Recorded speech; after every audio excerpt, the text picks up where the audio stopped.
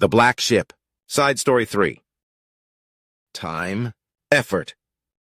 Time and effort. Those were the two pillars that Jincho hated to waste more than anything else. As he worked on repairing a perceived malfunction on a simple, ugly, but effective patrol fighter, he angrily set his datapad next to him as yet another diagnostic run test returned nominal readings. Feather-brained, useless, incompetent, plucked, shaven idiots, Jincho cursed at the same time he angrily and loudly locked the control panel back in place. Once finished, he crawled out from under the fighter's propulsion engine. Wasteful, so wasteful, he muttered before picking up his datapad and running another test. He'd learned from repeated experiences that he needed to have at least 5 different verified reports on anything he did to be believed. All around him, other technicians performed their duties while officers, soldiers, and other important people further up the social strata silently mocked them, judging them as weak and as little better than the lowliest serf or slave. That he could tolerate. Wasting his time and efforts? Not so much. Jincho! The technician turned an eye in the direction of the voice's origin, only to find Feshik, Ver, and the rest of his comrades, technicians, and nest partners. He stood up, storing his datapad, already knowing what the result would be. Break time already? Why else would we be here and not working? Alchu countered, bobbing his head twice. Besides, someone has to make sure you're eating. I only forget when real work is in front of me. Not much of that here, wasting away. Unrecognized. Shoved to the side. Ignored, Jincho replied, his tone almost apathetic, but there was a palpable sense of ire in his voice. Bibihu stepped closer, wrapping an arm around his friend's shoulder. Yeah. You're a genius. We get it, but that's not enough for the higher-ups now, is it?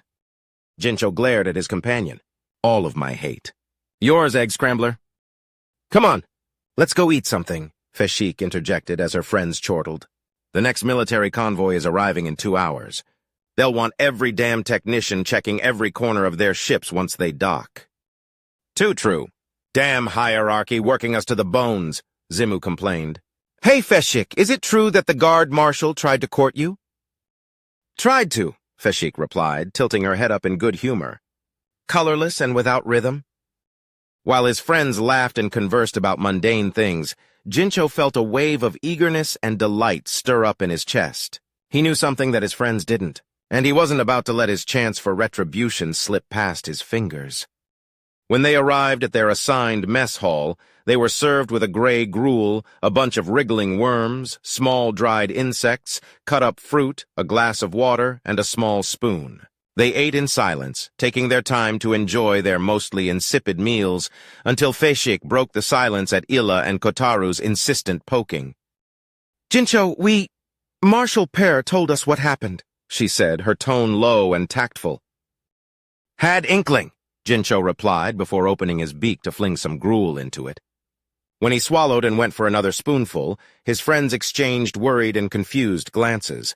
What? Jer leaned forward slightly. You're not angry?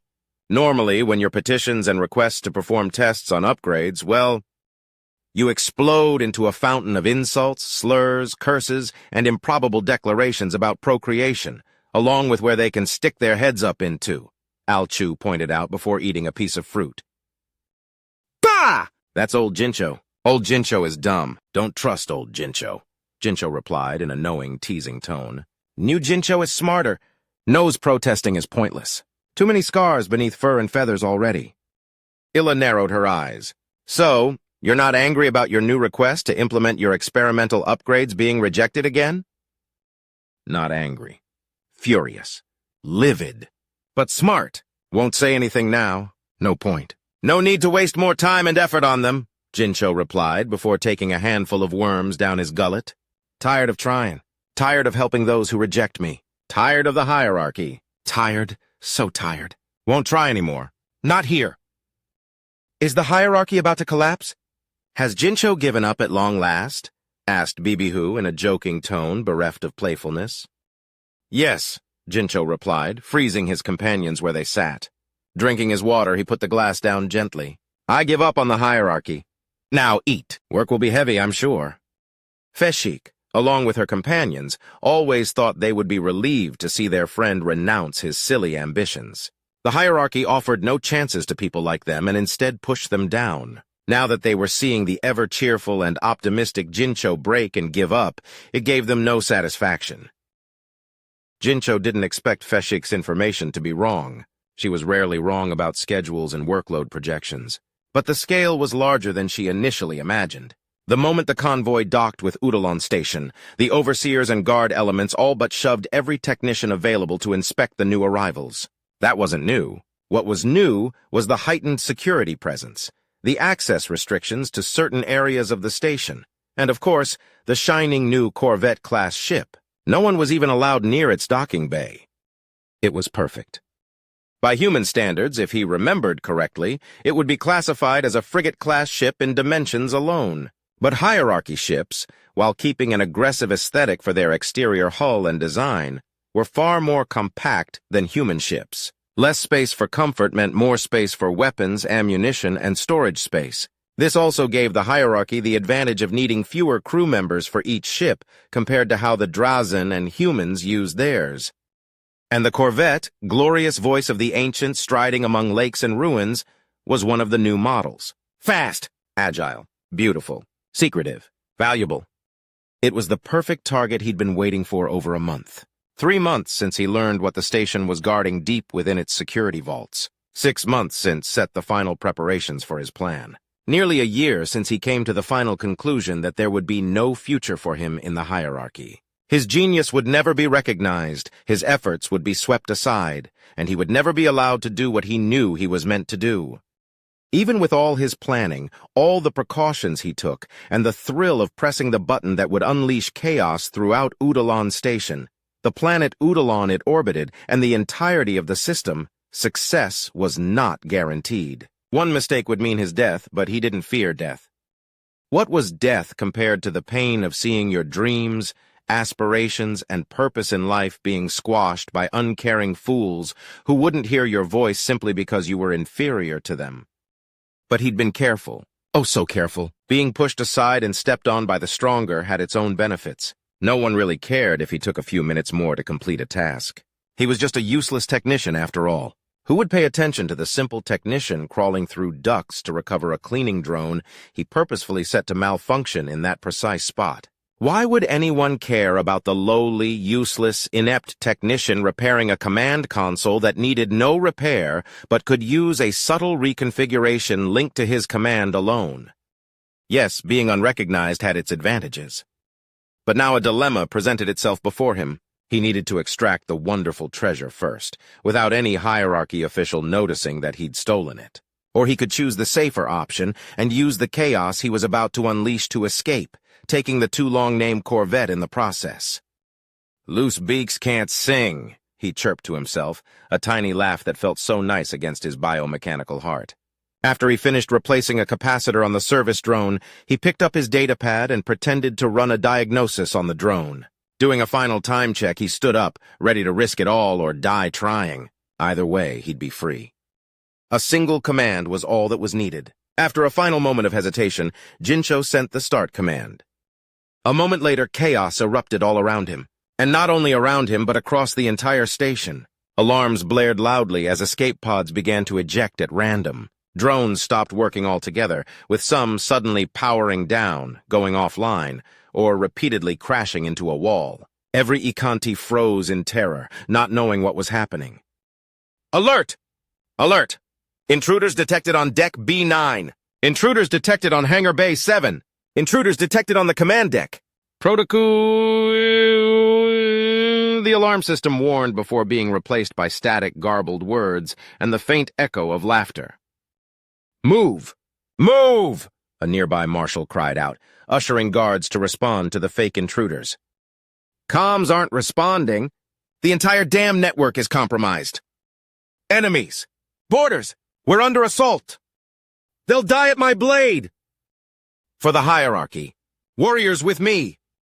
Cries of fear, courage, valor, and chaos echoed throughout the station in a cascading failure that locked entire decks away, disabled security protocols, and baffled every technician and officer aboard the station. So much so that no one noticed when Jincho slipped away amidst the panicking Yikanti. The crazed technician crawled through the service ducts he knew better than the back of his hand, moving quickly and without fear. He didn't know how long it would take the great technicians to solve what he'd done. There would be no denying it. His parting message would be impossible to miss. He put the message front and center with great care and petty intent. Regardless of any personal vendetta, he knew hierarchy protocols well. Their first objective would be to restore security and surveillance systems. If they managed to restore them while he stole that most wonderful treasure trove, then his death would be more than assured. He needed to hurry. And he needed to get everything ready for step 4 of his plan. With a thought, he connected directly with Fashik. "Fashik!" he cried out. "Jincho? What's happening? Where are you? How are you talking to me? The station's network is a mess. No one can connect. Nothing works," Fashik replied, panic evident in her voice. "I know.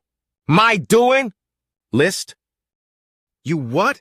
Jincho, are you insane? Tell me what's going on or I'll rip off your wings and crush your beak myself. Who's attacking the station?" the female Ikanti interjected angrily.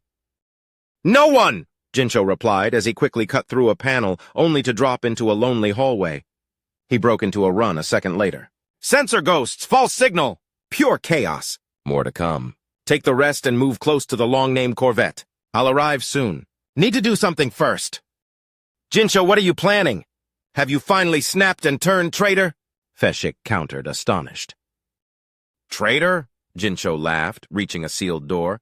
He connected with it in a split second, granting him access. "I hold no love for the hierarchy. Never swore fealty. Never saw it as my home. Not a traitor. Just tired of it. We'll leave. Want you and the rest to leave with me. Will you come, or will you help those who push us down for who we are and what we do?" "We could die, Jincho," Fashik replied after a moment of silence. "Then stay. Won't force. It's an invitation. If I make it to you and the other in time, then we probably won't die by hierarchy guns. Maybe. Probably. Best chance we have. Will come?" Jincho asked one final time. "I'll tell the others. This better not kill us, Jincho." Fashik laughed. "Do your worst, crazy one." Jincho opened his beak slightly, a proud Ikanti smile before killing the connection. Reaching another security panel, he unlocked it without issue, only to come face to face with a bewildered armor and armed guard. "Halt! I did it!" Jincho reacted instantly, reaching with his left hand to grab the guard's throat. A second later, a potent electrical discharge coursed through the guard's body. A painful scream escaped his throat but was suffocated a second later, replaced by a wheezing noise as he fell to the ground, twitching and unconscious, but alive. The technician broke into a run again, focused on his objective.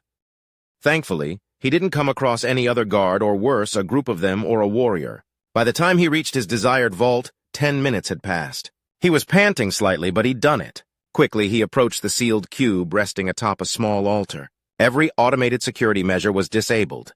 Hierarchy paranoia and over-reliance on interconnected security measures, along with a dismissal of analogical and practical ones, was, as always, a mistake that the oh-so-great superiors refused to acknowledge.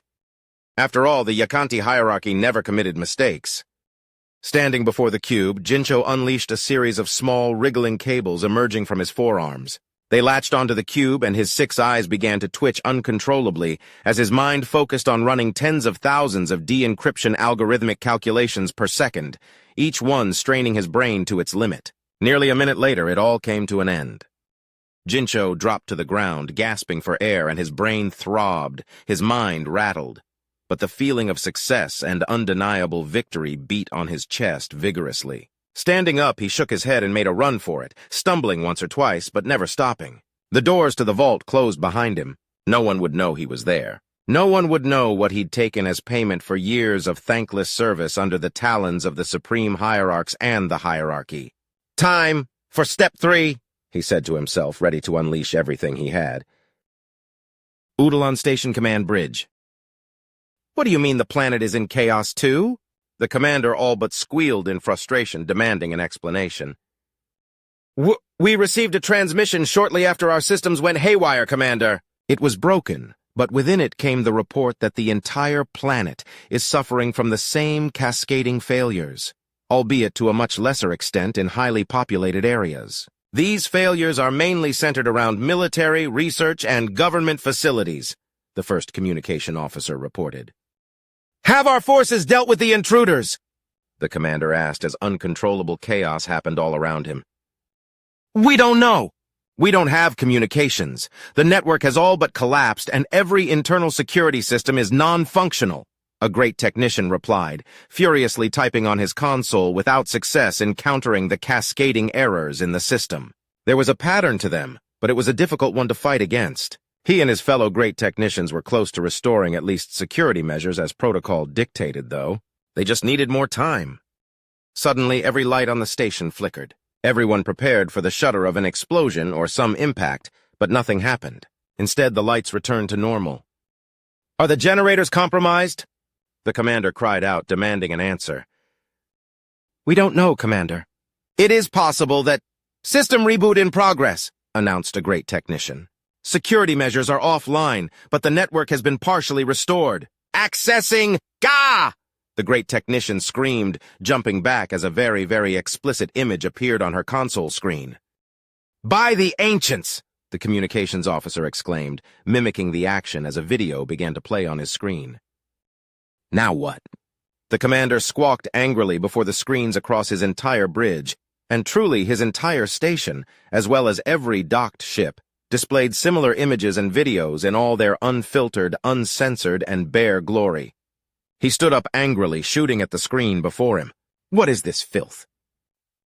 "Our systems, by the ancients and all the gods! Our systems have been flooded with 7 zettabytes of highly inappropriate content," a great technician shouted. We can't shut the network down. It's going to spread across Udalon and the entire system and beyond, Commander." "General issue.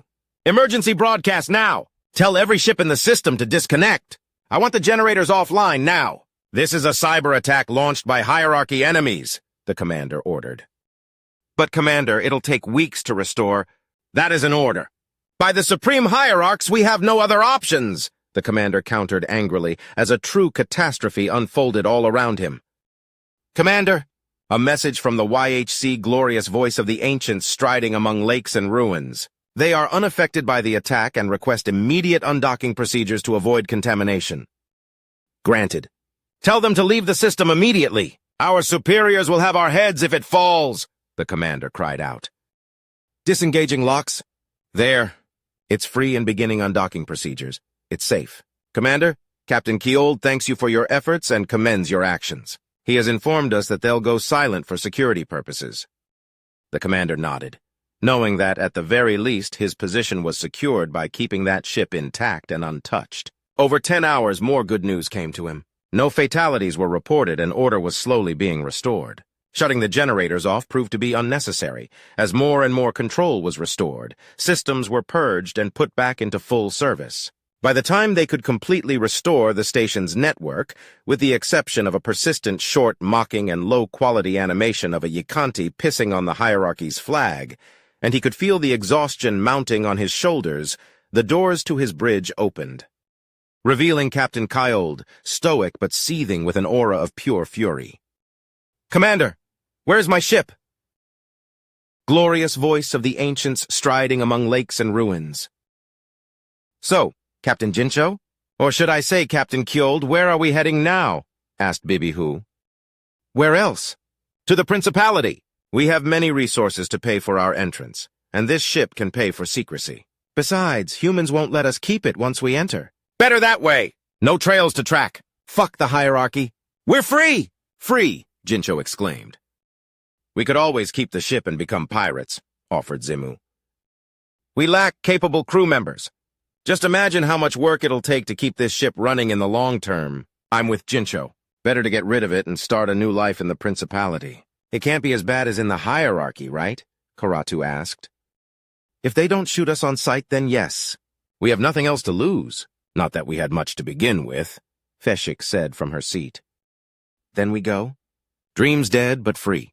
Much better." "Yes, much better," said Jincho, breathing easily and happily. A minute later, the ship jumped into the unknown.